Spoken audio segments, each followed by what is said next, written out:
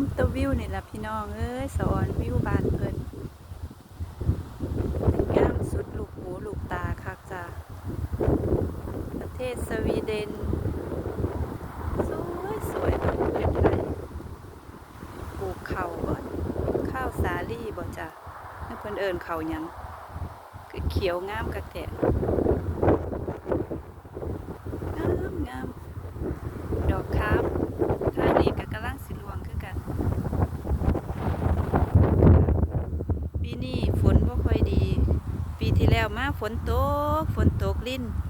แต่ฝนบ้านเพิ่นตกนิ่งดีดีจ้ะตกแบบบ่มีลมบ่มีหยังสิแม่จ้าเวลาฝนตกดีตกนิ่งเสมอกันบรรยากาศดีพี่น้องสวยงามสุดลูกหูลูกตาไปไกลๆ